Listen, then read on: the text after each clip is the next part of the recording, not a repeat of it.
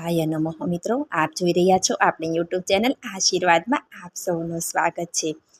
નવરાત્રિમાં આ ચૈત્ર નવરાત્રિનું વિશેષ મહત્વ સાધના કરવા માટે સિદ્ધ ગણાય છે। આધ્યાત્મિક ઉર્જા વધારવા, નવદુર્ગા ઉપાસના કરવા, સહસ્ત્ર અર્ચન, ગાયત્રી અનુષ્ઠાન તેમજ તંત્ર મંત્રના પ્રયોગ, બગલામુખી સાધના સિદ્ધ કરવા માટે અતિ મહત્વની ગણાય છે। નવરાત્રિમાં ખાસ કરીને જો દુર્ગા સપ્તશતીના પાઠ કરવામાં આવે તો મનવાંછિત ફળની પ્રાપ્ત કરી શકાય અને જીવનમાં આવતી આદિ વ્યાધિ ઉપાધિ પણ દૂર થાય। જો આપણે આ ગુપ્ત ચૈત્ર નવરાત્રિમાં દુર્ગા સપ્તશતીના પાઠ સાંભળીએ છીએ તો માતાજીની આપણા પર વિશેષ કૃપા પ્રાપ્ત થાય છે। દુર્ગા સપ્તશતીમાં ભગવતી કૃપાના સુંદર ઇતિહાસોનું ખૂબ જ સુંદર રીતે વર્ણન કરવામાં આવ્યું છે। માતાજીએ શા માટે કયા કયા સ્વરૂપો ધારણ કર્યા હતા, કેવી રીતે અસુરોને માર્યા હતા, તેમજ તેના અનેક સ્વરૂપોનું રહસ્ય શું છે તેનું વર્ણન આ દુર્ગા સપ્તશતી ચંડી પાઠમાં કરવામાં આવ્યું છે। જે લોકો ભગવતી દુર્ગા માતાનો પ્રેમપૂર્વક, ભક્તિથી, શ્રદ્ધાથી, સ્મરણપૂર્વક આ દુર્ગા સપ્તશતીના પાઠ કરે છે તેની પર માતાજીની કૃપા સિદ્ધ થાય છે। આજે આપણે આ વિડીયોમાં સાંભળીશું 4 થી 7 અધ્યાય। જો આપને મારો વિડીયો પસંદ આવે તો લાઇક કરજો, શેર કરજો અને પહેલીવાર જો આ વિડીયો આ ચેનલમાં જોઈ રહ્યા હોય તો સબસ્ક્રાઈબ કરજો, જેથી મારા નવા વિડીયોની માહિતી તુરંત આપ સુધી પહોંચે। દુર્ગા સપ્તશતી અધ્યાય 4 કે જેમાં ઇન્દ્ર વગેરે દેવતાઓએ કરેલી દેવીની સ્તુતિ છે। ઋષિ બોલ્યા, દેવી ચંડિકાએ યુદ્ધ કરી મહાપરાક્રમી મહાબળવાન એવા દુષ્ટ મહિષાસુરનો વધ કર્યો। તેથી સર્વ દેવતાઓમાં આનંદ વ્યાપ્યો અને મસ્તક નમાવી દેવીને નમસ્કાર કરતા મહાદેવીની સ્તુતિ કરવા લાગ્યા। સર્વ દેવતાઓની શક્તિ સમૂહ છે એવા દેવીથી આખું જગત વ્યાપી રહ્યું છે। બધા ઋષિ મુનિઓ તથા દેવતાઓને જે પૂજવા લાયક છે તે અંબિકાને અમે ભક્તિ ભાવપૂર્વક નમસ્કાર કરીએ છીએ। હે દેવી, તમે અમારું કલ્યાણ કરો। જે દેવીના અસીમ પ્રભાવનું પૂર્ણ વર્ણન કરવા માટે હજારો મુખવાળા શેષનાગ, વિષ્ણુ, બ્રહ્મા અને સદાશિવ પણ અસમર્થ છે એવા ચંડિકા દેવી સમસ્ત વિશ્વનું પાલન કરવા તથા દૈત્યનો સંહાર કરવા બુદ્ધિ ઈચ્છાને ધારણ કરો। જે દેવી પુણ્યશાળી મનુષ્યોના ઘરમાં લક્ષ્મી રૂપે નિવાસ કરે તથા પાપીઓના ઘરમાં અલક્ષ્મી રૂપે નિવાસ કરે છે એ દેવીને અમે નમસ્કાર કરીએ છીએ। વળી જે જ્ઞાની આત્માઓના હૃદયમાં શ્રદ્ધા રૂપે તેમજ શ્રેષ્ઠ કુળમાં જન્મ પામેલાઓમાં લજ્જા રૂપે નિવાસ કરે એવા દેવીને અમે પ્રણામ કરીએ છીએ। હે દેવી, તમે આ સમસ્ત જગતનું પાલન કરો। હે દેવી, આપના આ અચિંત્ય રૂપની તથા અસુરોનો નાશ કરનાર આપના અતુલ બળનું અને પરાક્રમનું તેમજ દેવદાનવોના યુદ્ધ સમયે પ્રગટ થયેલા આપના અદ્ભુત ચરિત્રનું વર્ણન અમે કેમ કરીને કરીએ? હે દેવી, આપ જીવ ઉત્પત્તિના કારણરૂપ છો તેમજ સત્વ, રજ અને તમો એ ત્રણેય ગુણ સ્વરૂપવાળા હોવાથી ભગવાન વિષ્ણુ તથા શંકર વગેરે દેવતાઓ પણ આપના સ્વરૂપનો પાર પામી શક્યા નથી। તો હે દેવી, આપ અંતરથી રહિત, આશ્રયપણે અને સમસ્ત જગત આપનો અંશ છે। આપ આપ્યાકૃત સ્વરૂપી આદિ પરમ પ્રકૃતિ છો। હે દેવી, સર્વ યજ્ઞોમાં દેવો સ્વાહાના ઉચ્ચારીને તૃપ્તિને પામે છે તે સ્વાહા આપ જ છો। વળી પિતૃશ્રાદ્ધમાં તૃપ્તિના કારણરૂપ પણ આપ જ છો। હે દેવી, આપ મુક્તિના કારણરૂપ છો તેમજ અચિંત્ય મહાવ્રત રૂપ છો। જેમણે ઇન્દ્રિયોને વશ કરી છે અથવા તો જેમના કામ ક્રોધ આદિ દોષો નાશ પામ્યા છે એવા મોક્ષની અભિલાષાવાળા ઋષિઓને વિદ્યાનો અભ્યાસ કરે તે ભગવતી વિદ્યા આપ જ છો। હે દેવી, નિર્મળ ઋગ્વેદ યજુર્વેદના શબ્દરૂપી સંહિતાનું ભંડારને સારી રીતે પદગુંથીને રચેલા સામવેદના પાઠરૂપ વેદત્રયો ભગવતી રૂપ આપ જ છો। વળી આ જગતની પ્રવૃત્તિ ચાલુ કરવા માટે સમગ્ર સંસારની ત્રણેય પ્રવૃત્તિ રૂપે આપ જ છો। હે દેવી, જેનાથી સર્વ શસ્ત્રોનો પાર પામી શકાય તે મેઘાબુદ્ધિ આપ છો। દુર્ગમ સેવાઓ ભવસાગર પાર ઉતારનાર નૌકારૂપ આપ જ છો। મધુ કૈટભના શત્રુ આપ છો। વિષ્ણુ ભગવાનના હૃદયમાં નિવાસ કરનાર લક્ષ્મીજી તથા જેમને મસ્તક ચંદ્ર શોભે છે તેવા ભગવાન સદાશિવના ગૌરી સ્વરૂપ પણ આપ જ છો। હે દેવી, મંદ હાસ્ય દ્વારા શોભાયમાન આપનું મુખ ચંદ્રબિંબને લજ્જા પમાડનારું છે। ઉત્તમ સ્વર્ણના તેજથી પણ ઝાંખા લગાડનાર અત્યંત સુંદર હોવા છતાં પણ મહિષાસુરને તે જોઈ આપના પર પ્રહાર કર્યો તે એક આશ્ચર્ય પામવા જેવું છે. હે દેવી, ક્રોધે ભરાયેલું તેમજ ભૃગુટીથી ભયંકર દેખાતું ઉગતા ચંદ્રબિંબ જેવું રાતું આપનું મુખારવિંદ જોઈ મહિષાસુરે પ્રાણનો ત્યાગ કેમ કર્યો નહીં તે પણ એક અતિ વિચિત્ર છે. કારણ કે ક્રોધાયમાન યમરાજાના દર્શન માત્રથી કોણ જીવતું રહી શકે? હે દેવી, અમારા પર આપ પ્રસન્ન થઈ અમારું કલ્યાણ કરો અને ક્રોધાયમાન થતા કુળનો નાશ કરો છો. એ હમણાં મહિષાસુર તેમજ તેની સમસ્ત દૈત્ય સેનાનો સંહાર કર્યો ત્યારે અમે જાણ્યું. સર્વ પ્રકારે સુખ પ્રદાન કરનારી હે દેવી, જેમના ઉપર તમે પ્રસન્ન થાવ છો તે સર્વ દેશોમાં પ્રતિષ્ઠાને પામે છે અને તેમને ધન દૌલતની પ્રાપ્તિ થાય છે. એમના યશોગાન ચોતરફ ગવાય છે. તેમના ધર્મ, અર્થ, કામ, મોક્ષ આ 4 પ્રકારના પુરુષાર્થ નષ્ટ થતા નથી. તેમજ સુપુત્ર સાધ્વી સ્ત્રીથી સમૃદ્ધિવાન થઈ તેઓ કૃતજ્ઞ થાય છે. હે દેવી, આપની કૃપાથી પુણ્યાત્માઓ સ્વર્ગલોકને પામે અને આમ આ લોક અને પરલોક એમ બંને વિશે ફળ આપનારા હે દેવી તું જ છે. હે દેવી, સંકટના સમયમાં જેઓ તારું સ્મરણ કરે તે જીવ માત્રની ભક્તિનું હરણ કરનાર તમે છો અને પછી જીવ સ્વસ્થ ચિત્તે તારું સ્મરણ કરે તેને અત્યંત સદબુદ્ધિ આપો છો. દરિદ્રતાનો નાશ કરનાર હે દેવી, સર્વ ઉપકાર કરનાર દયાદ રહેનારા છો. હે દેવી, અસુરના સંહારથી સંસાર સુખી થાય. દાનવો પાપકર્મ કરવાને બદલે યુદ્ધમાં નાશ પામી સ્વર્ગલોકને પામે આવા 3 પ્રકારના ઉદ્દેશને પાર પાડવા તમે અસુરોનો નાશ કર્યો છે. હે દેવી, આપ અસુરો ઉપર શસ્ત્ર પ્રહાર શા માટે કરો છો? માત્ર ભૃગુટી વિલાસથી તેમનો નાશ કેમ નથી કરતા? પરંતુ તેઓ તમારા શસ્ત્ર પ્રહારથી પવિત્ર થઈ મોક્ષને પામે એવો આપનો એમના પર અનુગ્રહ છે. તો પછી આપના ભક્તોનું કલ્યાણ કરો એમાં જ લેશ માત્ર શંકા નથી. હે દેવી, આપના ખડગથી, પ્રકાશ સમૂહથી તથા ત્રિશૂળના ઉગ્ર તેજથી અસુરોની આંખો અંજાઈ ન ગઈ એનું કારણ એ જ છે કે શીતળ કિરણોવાળા આપનું મુખનું દર્શન તેઓ કરતા હતા.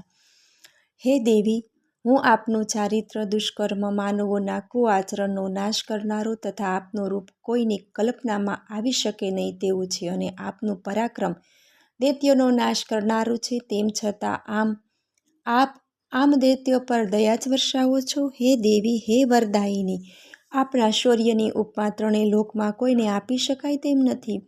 શત્રુને ભય પમાડનારું પરંતુ અત્યંત મોહક આપનું રૂપ બીજે ક્યાંય જોયું નથી. આપના હૃદયમાં તો કરુણા છે, માત્ર રણ સંગ્રામમાં જ નિષ્ઠુરતા હતી. હે દેવી, આપે અસુરોનો નાશ કરી ત્રિલોકનું રક્ષણ કર્યું છે અને હે દેવી, સંગ્રામમાં શત્રુઓનો નાશ કરી તેમને મોક્ષ ગતિ આપી છે. વળી અમો દેવતાઓએ એ દાનવો થકી ભય હતો તેનો આપે નાશ કર્યો છે. માટે અમે દેવતાઓ આપને પ્રણામ કરીએ છીએ. હે જગદંબા, ત્રિશૂળને ખડગથી તથા ધનુષ ટંકારથી અને ઘંટનાદથી અમારું રક્ષણ કરો. હે ચંડિકા, આપ આપણું ત્રિશૂળ ફેરવી 4 દિશાઓમાં અમારું રક્ષણ કરો. હે દેવી, ત્રિલોકમાં મોહક તથા ભય પમાડનારા જે સ્વરૂપો ઘૂમી રહ્યા છે તેનાથી અમારું તથા ધરતીનું રક્ષણ કરો. હે અંબિકા, આપના બાહુઓમાં હંમેશને માટે જે શસ્ત્રો ખડગ, ત્રિશૂળ, ગદા, ધનુષ વડે અમારું રક્ષણ કરો. આમ દેવતાઓએ દેવીની સ્તુતિ કરી. નંદન વંદના પુષ્પોથી તથા સુગંધિત ચંદનથી જગતજનનીનું પૂજન કર્યું. ત્યાર પછી સર્વ દેવતાઓએ ભક્તિભાવથી ધૂપ, દીપ, ગંધારથી આદિથી આરાધના કરી. દેવી પ્રસન્ન થઈ બોલ્યા, હે દેવતાઓ, તમારા પૂજન અને સ્તુતિથી હું પ્રસન્ન થઈ છું. માટે તમે મારી પાસે જે વરદાન માગવું હોય ને તે માગી લો, હું તે વરદાન આપીશ.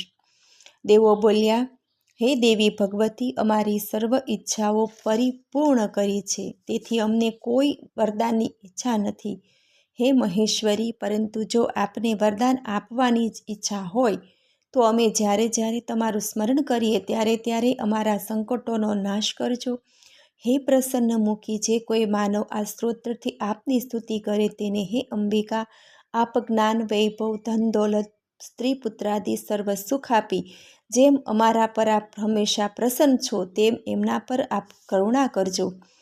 ઋષિ બોલ્યા, હે સુરથ રાજા, દેવતાઓએ જગત માટે તથા પોતાના માટે દેવીને પ્રસન્ન કર્યા ને વરદાન માગ્યું. પછી ભદ્રકાલે તથાસ્તુ કહીને અંતર્ધ્યાન થઈ ગયા. હે સુરથ રાજા, ત્રણેય લોકનો હિત કરનારા તે દેવીએ દેવતાઓના અંગમાંથી જે રૂપે પ્રગટ થઈ જે કાર્યો કર્યા તેની સર્વકથા તમને કહી.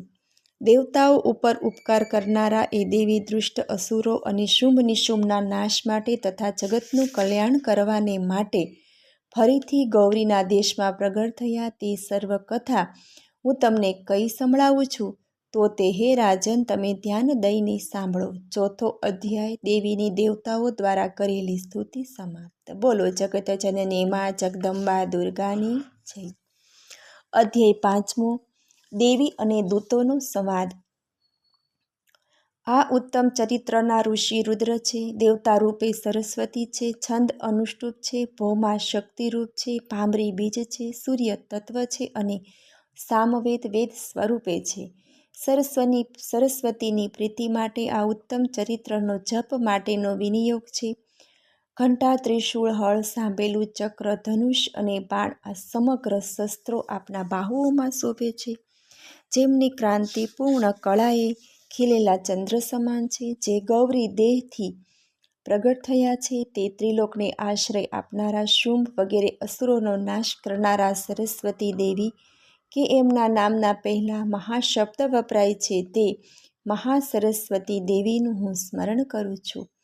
ઋષિ બોલ્યા, પૂર્વે શુંભ નિશુંભ નામના બે મહાબળવાન અસુરોએ શશી પવિત્ર ઇન્દ્ર પાસેથી તેનું ત્રિલોકપણુંનું અધિપત્યપણું અને યજ્ઞમાં મળતો ભાગ અભિમાનથી અને બળથી પડાવી લીધા. આ બે દૈત્યોનો સૂર્યના, ચંદ્રના, કુબેરના તથા યમ અને વરુણના પણ અધિકારો છીનવી લીધા. વળી આ જ અસુરોએ વાયુનો અધિકાર પણ લઈ તથા અગ્નિનું કર્મ પણ પોતે કરવા માંડ્યું. આમ ભ્રષ્ટ થયેલા અધિકારથી અને અસુરોના ત્રસ્ત થયેલા દેવતાઓએ તે પછી સ્વર્ગમાંથી પણ કાઢી મૂક્યા. આ શુંભ અને નિશુંભ બંને દૈત્યોનો તિરસ્કાર પામવાથી દેવતાઓ કોઈથી નહીં હારનારા દેવીનું સ્મરણ કરવા લાગ્યા. આપણને દેવીએ વરદાન આપ્યું છે કે સંકટ સમયે મને યાદ કરશો તો તમારી સર્વ વિપત્તિઓને હું દૂર કરીશ. આ વરદાનને યાદ કરી સર્વ દેવતાઓ પર્વતરાજ હિમાચલ પાસે ગયા. ત્યાં વિષ્ણુની મહામાયે દેવીની સ્તુતિ કરવા લાગ્યા. દેવીને પ્રણામ. મહાદેવી શિવાને અમારા પ્રણામ. પ્રકૃતિ સ્વરૂપ ભદ્રાને પ્રણામ. જગદંબાને અમે વારંવાર નમસ્કાર કરીએ છીએ. રૌદ્રાને નમસ્કાર. નિત્યા, ગૌરી તથા ધાત્રીને નમસ્કાર. વળી જ્યોત્સના ચંદ્રરૂપિણી સુખરૂપા દેવીને અમારા વારંવાર પ્રણામ. શરણાગત વત્સલ કલ્યાણકારી એવા સિદ્ધરૂપ દેવીને અમારા પ્રણામ. વળી નૈઋત્યમાં અસુરોને લક્ષ્મી, રાજવીઓને લક્ષ્મી તથા શિવપત્ની સ્વરૂપા શર્વાણીને અમે નમસ્કાર કરીએ છીએ. દુર્ગા, સારા, સર્વકારણી, કીર્તિ, કૃષ્ણા તથા ધૂમ્રા દેવીને અમે વારંવાર પ્રણામ કરીએ છીએ. સૌમ્યતાની મૂર્તિ તેમજ રોધ સ્વરૂપવાળા દેવીને અમારા પ્રણામ. જગતની આધારભૂત દેવીને પ્રણામ. પ્રાણી માત્રમાં વિષ્ણુની માયા રૂપે રહેલ છે તે દેવીને અમારા પ્રણામ. જીવ માત્રમાં જે દેવી ચેતન રૂપે રહેલી છે તેમને અમારા પ્રણામ. પ્રાણી માત્રમાં જે બુદ્ધિ રૂપે રહેલા છે તે દેવીને અમારા પ્રણામ. પ્રાણી માત્રમાં જેઓ નિંદ્રા રૂપે રહેલા છે એવા દેવીને અમારા પ્રણામ. પ્રાણી માત્રમાં સુધા કહેતા ભૂખ રૂપે નિવાસ કરી રહ્યા છે એવા દેવીને મારા પ્રણામ. પ્રાણી માત્રમાં છાયા રૂપે રહેલા તેવા દેવીને અમારા પ્રણામ. જીવ માત્રમાં જે ત્રણ શક્તિ રૂપે રહેલા છે તેવા દેવીને અમારા પ્રણામ. જીવ માત્રમાં તૃષ્ણા રૂપે નિવાસ કરે તેવા દેવીને અમારા પ્રણામ. જીવ માત્રમાં શાંતિ, ક્ષમા રૂપે રહેલા જે દેવી છે તેમને અમારા પ્રણામ. જીવ માત્રમાં જાતિ રૂપે જે દેવી રહેલા છે તેમને અમારા પ્રણામ. જીવ માત્રમાં લજ્જા રૂપે રહેલા છે તે દેવીને અમારા પ્રણામ. જીવ માત્રમાં શાંતિ રૂપે રહેલા દેવીને અમારા પ્રણામ. જીવ માત્રમાં શ્રદ્ધા રૂપે રહેલા એ દેવીને અમારા પ્રણામ. સર્વભૂતોમાં ક્રાંતિ રૂપે નિવાસ કરી રહેલા દેવીને અમારા પ્રણામ. સર્વભૂતોમાં લક્ષ્મી રૂપે નિવાસ કરી રહેલા દેવીને અમારા પ્રણામ. સર્વભૂતોમાં વૃત્તિ રૂપે નિવાસ કરી રહેલા દેવીને અમારા પ્રણામ. સર્વભૂતોમાં સ્મૃતિરૂપે નિવાસ કરી રહેલા દેવીને અમારા પ્રણામ. સર્વભૂતોમાં દયારૂપે નિવાસ કરી રહેલા દેવીને અમારા પ્રણામ. સર્વભૂતોમાં તૃષ્ટિરૂપે નિવાસ કરી રહેલા દેવીને અમારા પ્રણામ. સર્વભૂતોમાં માતૃરૂપે નિવાસ કરી રહેલા દેવીને અમારા પ્રણામ. સર્વભૂતોમાં ભ્રાંતિરૂપે નિવાસ કરી રહેલા એવા દેવીને અમારા પ્રણામ. જીવમાત્રની ઇન્દ્રિયોના અધિષ્ઠાતી જે દેવી છે અને જીવમાત્રમાં સદા રહેનારા તેવા દેવીને અમારા પ્રણામ. સમગ્ર સંસારમાં ચૈતન્ય રૂપે જે દેવી રહેલા છે તેવા દેવીને અમારા પ્રણામ. પૂર્વ દેવતાઓએ જેમની સ્તુતિ કરી હતી અને અભિષ્ટ ફળ પ્રાપ્તિ માટે ઇન્દ્રે જેમની હંમેશા સેવા કરી એવા કલ્યાણકારી દેવી ઈશ્વરી અમારા સંકટોને દૂર કરી અમારું કલ્યાણ કરો. મદોન્મત્ત અસુરોથી અત્યારે ત્રાસેલા અમે દેવતાઓ દેવીને પ્રણામ કરીએ છીએ અને ભક્તિ ભાવથી નમ્રતાથી સ્મરણ કરીએ છીએ. તે દેવી અમારા સંકટોનો નાશ કરો. ઋષિ બોલ્યા, હે રાજન, જે સ્થળે દેવતાઓ દેવીની સ્તુતિ કરતા હતા ત્યાં હિમાલય પુત્રી પાર્વતી ગંગા સ્નાન કરવા જતા હતા તે ત્યાં આવી પહોંચ્યા. દેવતાઓને સ્તુતિ કરતા જોઈ પાર્વતી દેવતાઓને કહેવા લાગ્યા કે હે દેવો, તમે અહીં કોની સ્તુતિ કરો છો? દેવો જ્યાં પાર્વતીને જવાબ આપવા જાય ત્યાં જ પાર્વતીના શરીરમાંથી શિવાદેવી પ્રગટ થયાને કહેવા લાગ્યા કે હે પાર્વતી, શુંભ નામના અસુરે સ્વર્ગમાંથી હાંકી કાઢેલા તેમજ નિશુંભ નામના અસુરે યુદ્ધમાં હારાવેલા આ સર્વ દેવતાઓ મારી સ્તુતિ કરે છે. પાર્વતીના શરીરના કોષમાંથી પ્રગટ થયા તેથી આ દેવી કૌશકી નામથી જગ વિખ્યાત થયા. પાર્વતીના શરીરમાંથી તેજ સ્વરૂપ કૌશકી પ્રગટ થયા. પછી પાર્વતીજીનો વાન કાળો થઈ ગયો અને તેથી તે કાલિકા નામથી ખ્યાતિ પામ્યા અને હિમાચલ ઉપર જઈ વસ્યા. સુમનોહર સ્વરૂપવાળા અને જગદંબા નિશુંભના સેવક ચંદ્રમુંડ નામના અસુરે જોયા. ચંદ્રમુંડ અસુરોએ પોતાના સ્વામીને જઈને કહ્યું કે હે મહારાજ, હિમાચલ પર્વત ઉપર પોતાની ક્રાંતિથી પર્વતને શોભાયમાન કરતી એક અતિ સુંદર સ્ત્રી બેઠેલી છે. હે અસુરોના રાજા, આવું સુંદર રૂપ અમે એકે લોકમાં જોયું નથી. તે કોણ છે તેની જાણ મેળવી આપે એમને ગ્રહણ કરવી જોઈએ. અતિ સુંદર અને ક્રાંતિવાન દશે દિશાઓને પ્રકાશમાન કરતી સ્ત્રીઓમાં રત્ન સમાન એ હિમાચલ પર્વત પર બેઠી છે. તો માટે હે અસુરરાજ, તમારે એને જોવી જોઈએ. હે પ્રભુ, ત્રિલોકમાં ઉત્તમ એવા જે હાથી, ઘોડાઓ તેમજ રત્નો મણીઓ છે તે સર્વ આપના ખજાનામાં શોભે છે. આપની પાસે હાથીઓમાં શ્રેષ્ઠ એવો એરાવત, વૃક્ષોમાં શ્રેષ્ઠ એવો પારિજાત અને અશ્વોમાં શ્રેષ્ઠ એવા ઉષશ્રવા અશ્વ, આ 3 રત્નો છે. વળી રત્નોથી સુશોભિત અને હંસોથી જડાયેલું બ્રહ્માનું અદ્ભુત વાહન અમે લાવ્યા છીએ, એ પણ આપના આંગણે શોભે છે. કુબેરને હરાવી તેનો મહાપદ્મ નામનો ખજાનો લાવેલા તે પણ તમારી પાસે છે. વળી ક્યારેય કરમાઈ ન જાય એવી કમળની માળા જે સાગરે આપેલી તે પણ તમારી પાસે છે. સોનું વસાવતું વરુણરાજનું છત્ર પણ તમારા નિવાસમાં છે. દક્ષ પ્રજાપતિ પાસે હતો તે ઉત્તમ રથ પણ હવે તમારી પાસે છે. તો હે દૈત્યરાજ, જીવ માત્રને મૃત્યુ આપનારી યમરાજની શક્તિ તમે લઈ લીધી છે તથા વરુણનો પાશ પણ નિશુંભની સેવામાં છે. સાગરમાંથી ઉત્પન્ન થયેલા ઉત્તમ રથ તમારા ભાઈ નિશુંભના નિવાસે છે અને અગ્નિમાં નાખવાથી નિર્મળ થઈ જાય એવા 2 વસ્ત્ર પણ અગ્નિએ આપને આપ્યા છે. તો હે દૈતેન્દ્ર, આપ બધા જ રત્નો તમે મેળવેલા છે, તો પછી સ્ત્રી રત્ન આ કલ્યાણકારીને તમે કેમ મેળવતા નથી? ચંદ્રમુંડના આવા વચન સાંભળી શુંભે સુગ્રીવ નામના પોતાના અસુરને દૂત તરીકે દેવી પાસે મોકલ્યો. હે સુગ્રીવ, તું પેલી સ્ત્રી પાસે જા, તેને સમજાવી જેમ બને તેમ રાજી ખુશીથી તેની મારી પાસે લઈ આવ.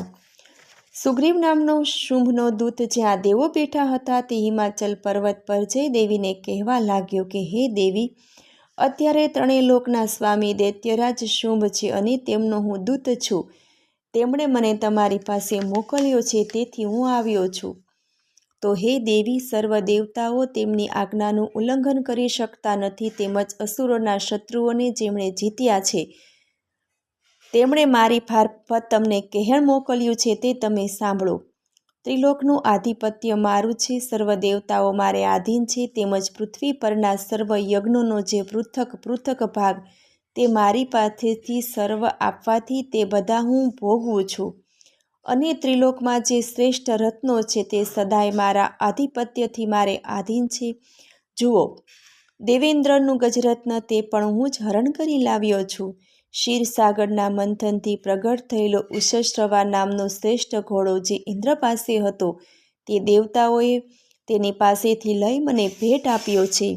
હે દેવી, દેવતાઓ, ગાંધર્વ અને નાગલોકને વિશે જે અન્ય શ્રેષ્ઠ રત્નો હતા તે બધા જ મારી પાસે છે. હે દેવી, સ્ત્રીરત્ન સિવાયના તમામ રત્નો મારી પાસે છે. બાકી રહેલું સ્ત્રીરત્ન અમે આપને માનીએ છીએ, તો આપ મારી પાસે આવો, કારણ કે અમે જ તમામ રત્નોના ભોગતા છીએ. વળી તમારા નેત્ર કટાક્ષ ચંચળ હોવાથી તમે કેવળ પ્રસિદ્ધ રત્ન છો, માટે તમે મને ધરો, અથવા મારો ભાઈ નિશુંભ છે એ મહાપરાક્રમી છે, મને વરો અથવા તેને વરો. મારી સાથે લગ્ન કરવાથી તમે અમાપ ઐશ્વર્યને ભોગવશો, માટે મારા અભિપ્રાયનો બુદ્ધિથી વિચાર કરી તમે મારી પત્ની બનો. આ પ્રમાણે શુંભનો સંદેશો જ્યારે દૂતે દેવીને સંભળાવ્યો ત્યારે સમસ્ત જગતને ધારણ કર્યા છતાં સકળ જનોનું કલ્યાણ કરનારા એવા ભગવતી દુર્ગાએ મનમાં હાસ્ય કરીને અસુરને ઠેકડી ઉઠાવ્યા જેવી ગંભીર વાણીમાં બોલ્યા, હે દૂત, તારા રાજા શુંભે કહેડાવ્યું તે સર્વ સાચું, એમાં જરા પણ ખોટું નથી. શુંભ અને નિશુંભ ત્રણેય લોકના સ્વામી છો, પરંતુ લગ્ન સંબંધી મારો અભિપ્રાય જરા જુદો છે. મેં બાલ્યકાળમાં પ્રતિજ્ઞા કરી, તે પ્રતિજ્ઞાનો ભંગ કેમ કરી કરાય? માટે હે દૂત, તું મારી પ્રતિજ્ઞા તું સાંભળ. જે કોઈ રણસંગ્રામમાં મને જીતીને મારવા ગર્વનું છેદન કરે અને મારાથી જે અતિ બળવાન હોય તે જ મારો પતિ થઈ શકે. માટે મને જીતવા માટે શુંભે અને નિશુંભે અહીંયા આવવું જોઈએ, અને મને જીત્યા પછી તરત જ તેઓ મારા પતિ થઈ શકે છે. હે દેવી, ઇન્દ્રાદિ દેવતાઓ શુંભ નિશુંભને આગળ ટકી શક્યા નથી, તો તમે સ્ત્રી થઈને તેની સામે યુદ્ધ કરવાને કેવી રીતે જશો? માટે વ્યર્થ તમે ગર્વ કરશો નહીં. હે દેવી, અન્ય દૈત્યો સામે પણ કોઈ દેવતા ઊભા રહી શકતા નથી, તો તમે સ્ત્રી તેમની સમક્ષ કેમ કરીને ઊભા રહી શકવાની હિંમત કરો છો? જ્યાં ઇન્દ્રાદિ દેવો પણ શુંભ નિશુંભ સામે ટકી શકતા નથી, તો તમે અબળા તેની સામે કેવી રીતે યુદ્ધ કરશો? માટે મારા કહેવા પ્રમાણે પ્રતિજ્ઞાની લજ્જાનો ત્યાગ કરી શુંભ નિશુંભ પાસે પધારો, નહીં તો મારે ચોટલો ઝાલીને ખેંચી જતાં તમારી માનહાનિ થશે. તે શું યોગ્ય છે? હે દૂત, તું જે કહે છે તે બરોબર છે. શુંભ અને નિશુંભ બળવાન છે, પરાક્રમી પણ છે, પરંતુ તેથી હું શું કરું? મારી અજ્ઞાનતામાં લીધેલી પ્રતિજ્ઞા હું કેમ કરીને તોડું? માટે હે દૂત, તું અહીંથી જલ્દી જા અને દૈત્ય રાજને મેં કહ્યું તેમ સર્વ વાત આદરપૂર્વક કહી સંભળાવ. પછી તે શુંભને જેમ યોગ્ય લાગે તેમ તે કરશે. દેવી મહાત્મને દિવ્યાદૂત સંવાદ નામનો 5મો અધ્યાય સમાપ્ત. બોલો શ્રી જગત જનની મા જગદંબા દુર્ગાની જય. અધ્યાય 6માં ધૂમ્રલોચનનો વધ આવે છે. ઋષિ બોલ્યા, હે સુરથ રાજા, દેવીના આવા વચનો સાંભળી ક્રોધે ભરાઈ સુગ્રીવ પર્વત ઉતરી ગયો ને દાનવરાજ શુંભને સર્વ હકીકત સંભળાવવા લાગ્યો. સુગ્રીવ પાસેથી સર્વ વાત જાણી દૈત્યરાજ એકદમ ક્રોધે ભરાઈ પોતાના સેનાપતિ ધૂમ્રલોચનને કહેવા લાગ્યો કે હે ધૂમ્રલોચન, તારા સૈન્યને લઈને સત્વારે પર્વત ઉપર જઈએ ભાષણ કરનારી સ્ત્રીનો ચોટલો પકડી અને ત્રાસ આપી જબરદસ્તીથી મારી પાસે ખેંચી લાવ. અને કદાચ કોઈ સ્ત્રીનું રક્ષણ કરવા હોય કવાળો હોય, તે ભલે ને દેવ હોય કે માનવ, યક્ષ હોય કે ગંધર્વ, તો પણ તેનો તું વધ કરી નાખજે. આમ શુંભની આજ્ઞાથી ધૂમ્રલોચન 60,000 દૈત્યોની સેનાને લઈને ચાલ્યો. હિમાચલ પર્વત પર આવી દેવીને જોતા જ ઉગ્ર સ્વરે બોલવા લાગ્યો કે હે દેવી, તમે શુંભ નિશુંભ પાસે ચાલો. હે દેવી, જો તમે રાજી ખુશીથી અમારા રાજા શુંભ પાસે નહીં આવો તો હું તમને જબરદસ્તીથી લઈ જઈશ. દેવી બોલ્યા, દૈત્યરાજે મોકલેલા હે બળવાન સેનાપતિ, તું સૈન્ય સાથે આવ્યો છું, એટલે તું મારા વાળ પકડીને મને લઈ જઈ શકશે. જઈશ તો હું શું કરી શકવાની છું? ઋષિ બોલ્યા, દેવીના આવા વચન સાંભળી ધૂમ્રલોચન દેવી તરફ ઘસી આવ્યો, પરંતુ દેવીએ ક્રોધથી અગ્નિ જ્વાળાયુક્ત હુંકાર કર્યો કે હુંકાર માત્રથી અસુર બળીને ભસ્મ થઈ ગયો. ધૂમ્રલોચને બળીને ભસ્મ થયેલો જોર અસુર સેનાએ દેવી પર બાણો, શક્તિ અને પરશુનો વરસાદ વરસાવ્યો. ત્યાં તો દેવીનો સિંહ ભયંકર ક્રોધમાં આવી અસુર સેના પર ત્રાટક્યો ને સેનાનો નાશ કરવા લાગ્યો. સિંહે કેટલાકને પંજાથી ફાડી નાખ્યા, તો કેટલાકના મુખેથી નાશ કર્યો, તો કેટલાક ઉપર કૂદીને નાશ કર્યો, તો કેટલાકને પોતાના હોઠથી ખેંચ્યા, કેટલાકના પેટ પોતાના નખ વડે ચીરી નાખ્યા, તો વળી કેટલાકના પંજાના મારથી મસ્તક જુદા કરી નાખ્યા, પોતાની કેશ વાળી ધોળાવતો કેટલાકને હાથ વિના ના કર્યા, તો કેટલાકના મસ્તક છેદી નાખ્યા, તેમજ અન્ય કેટલાક દૈત્યોની છાતી ચીરી તેનું રુધિર પીવા લાગ્યો. આમ ક્ષણભારમાં ક્રોધે ભરાયેલા દેવીના સિંહે આખી દૈત્ય સેનાનું કચ્ચરઘાણ કાઢી નાખ્યું. પોતાના સેનાપતિ ધૂમ્રલોચનનો નાશ થયેલો જાણી તથા દેવીના સિંહે પોતાની આખી અસુર સેનાનો નાશ કર્યો જાણી અસુરરાજ શુંભ એકદમ ક્રોધમાં આવી ગયો અને ચંડ તથા મુંડને આજ્ઞા કરી કે હે ચંડ, હે મુંડ, તમે બંને મોટું સૈન્ય લઈને ત્યાં જાઓ અને તે સ્ત્રીને મારી પાસે અહીં લઈ આવો. તેના વાળ પકડીને કે દોરડાથી બાંધી તમે આ બને તો તેને શસ્ત્રોથી હણી નાખો. તે દુષ્ટ સ્ત્રીનો નાશ કરજો તથા તેના પેલા સિંહને પણ મારી નાખજો, પરંતુ જો તેમ કરતાં જો એ સ્ત્રી જીવતી પકડાય તો તમે તેને મારી પાસે લાવજો. ઇતિશ્રી ધૂમ્રલોચન નામનો 6ઠ્ઠો અધ્યાય સમાપ્ત. બોલો શ્રી જગત જનની મા જગદંબા દુર્ગાની જય. અધ્યાય 7માં ચંડ અને મુંડનો વધ. ઋષિ બોલ્યા, શુંભની આજ્ઞા લઈને ચંડ-મુંડ વિવિધ પ્રકારના શસ્ત્રો લઈ ચતુર્ગણી દૈત્ય સેના સાથે દેવીની સાથે યુદ્ધ કરવા આવ્યા. તે બધા દૈત્યોએ હિમાચલની ઉપર સિંહની સવારી કરેલ મંદ મંદ હાસ્ય કરતા દેવીને જોયા. જગદંબાને જોતા જ રાક્ષસો તેને પકડી લેવા પ્રયત્ન કરવા લાગ્યા. કેટલાકે ધનુષ તૈયાર કર્યા, તો કેટલાક તલવાર તાણીને દેવી સામે ઘસી ગયા. ત્યાં પેલા અસુરો પાસે આવ્યા કે દેવીને ક્રોધ થયો અને તેને લઈને મેષ જેવું કાળું મુખ દેવીનું થઈ ગયું. ક્રોધના આવેશથી દેવીની ભૃગટી મધ્યેથી વિકરાળ દેખાવાળા કાલિકા દેવી પ્રગટ થયા, જેમના હાથમાં વિચિત્ર પ્રકારનું શસ્ત્ર ખડવાંગ ધારણ કરેલું છે, ગળામાં મુંડમાળા છે, વાઘનું ચામડું તથા દેહ પર ધારણ કરેલું છે, કંગાલ અર્થાત હાડપિંજર જેવું જેનું શરીર છે, જેનું મુખ પહોળું થયેલું છે, જીભ બહાર નીકળી લપકારા મારી રહી છે, લાલ આંખો ભયાનક લાગે છે, તેમના ઉકાર માત્રથી દશે દિશાઓ ગાજવા લાગી. એવા કાલિકા દેવી અસુર સેનાની સામે દોડી જઈને અસુરોનો સંહાર કરવા લાગ્યા અને તેનું ભક્ષણ કરવા લાગ્યા. હાથીનું રક્ષણ કરનાર હાથીનો મહાવત તથા તેનો સવાર વીર યોદ્ધા ઘંટા વગેરેને એક હાથે પકડીને મહાકાળી પોતાના મુખમાં મૂકી તેનું ભક્ષણ કરવા લાગ્યા.